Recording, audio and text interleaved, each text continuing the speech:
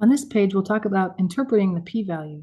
Previously, we worked on interpreting the p-value for a one-tailed hypothesis test.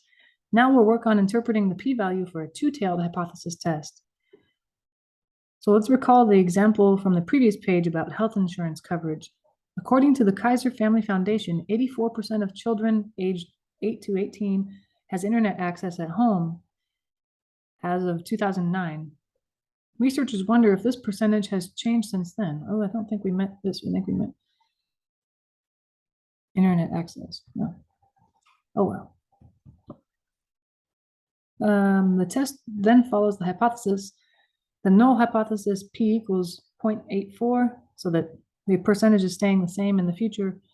The alternative hypothesis is that it has changed. They haven't said whether it gets larger or smaller, but it's not equal to 84% anymore. For children aged 8 to 18 with internet access at home now, they survey 500 randomly selected children in that age group and find that 430 of them have internet access at home. Therefore, the observed sample proportion is 86%. Just dividing 430 by 500. The standard error is 0.0164. The p-value is 0.22. What does that p-value tell us?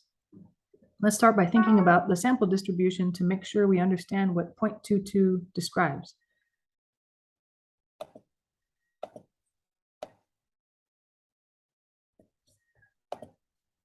The 0.22 is the area in the two tails combined, the white area above, this area plus this area. What does this area describe? Area is probability, so 0.22 is a probability. Now think about the x values, i.e. the sample proportions that correspond to this probability. These sample proportions are less than 0.82 and greater than 0.86. In other words, the sample proportions deviate more than 0.02 from the center of the sampling distribution in both directions. What is the center? The center is the hypothesized population proportion from the null hypothesis. Now let's put all of these observations together. In random sampling from a population of children in which 84% have internet access, there is a 22% probability that a sample of 500 children deviates more than 2% from the population proportion. Here are other ways to interpret this p-value. One other way is sample proportions with more than 0.02 error will occur about 22% of the time by chance alone in random sampling from a population p equal to 0.84 and n equal to 500. Another way to interpret it would be, if the null hypothesis is true that 84% of children have internet access at home, then estimates from random samples of 500 children will have, on average, 1.64% error. Standard error is 1.64. Data we collected from our sample had 2% error. In this context, error this large or larger will occur about 22% of the time in random sampling. Now below are a few wrong ways to interpret the p-value. Let's see. Sometimes it's helpful to look at the wrong answers. Here we share some common misinterpretations of the p-value and explain why each one is incorrect. Sometimes people interpret it in this way. There is a 22% chance that the proportion of children with internet access is equal to 0.84. This statement says that, in essence, there is a 22% chance that the null hypothesis is correct. This is wrong because probability always involves repeated random events such as random sampling or random assignment or flipping coins. The null hypothesis being right or wrong is not a random event.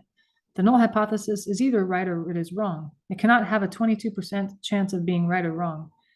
For a similar reason, the following interpretation of the p-value is also incorrect. There is a 22% chance that the proportion of children with internet access is not equal to 0.84. Another way to misinterpret the p-value is, if the null hypothesis is true, 84% of children have internet access at home, then estimates from random samples of 500 children will not equal 84%, about 22% of the time in random sampling. This is an incorrect interpretation of the p-value because it says, in essence, that 22% of the time, sample proportions will not equal 84%, the center of the sampling distribution. This is clearly wrong because it does not take into account the evidence that we actually gathered, which is the observed sample proportion of 86%. The p-value is a measure of the strength of the evidence against the null, so it must include the observed sample proportion. Lastly, another way that you can interpret the p-value in the wrong way If the null hypothesis is true that 84% of children have internet access at home, then random samples of 500 children will have an error of 22%, will have an error 22% of the time. This interpretation has a problem similar to the previous statement. It does not mention the evidence we actually gathered, which is the observed sample proportion of 86%. In addition, all random samples with sample proportions not equal to 84% have error because error is the amount of the sample proportion deviates from the hypothesized population proportion of 84%. Therefore, it is incorrect to say that the random samples have an error only 22% of the time. All these ways you can misinterpret the p-value are using the right numbers and the right words, but not in the right ways, I guess. So to summarize, the p-value is a conditional probability where the condition is that the null hypothesis is assumed to be true. If the population had the proportions stated in the null hypothesis, the sample proportions from random samples will vary with an average error given by the standard error. The p-value describes likelihood of getting sample proportions with more error than observed in the data collected from our sample. Another way to say this is the p-value is the probability that sample results are more extreme than the data if the null hypothesis is true.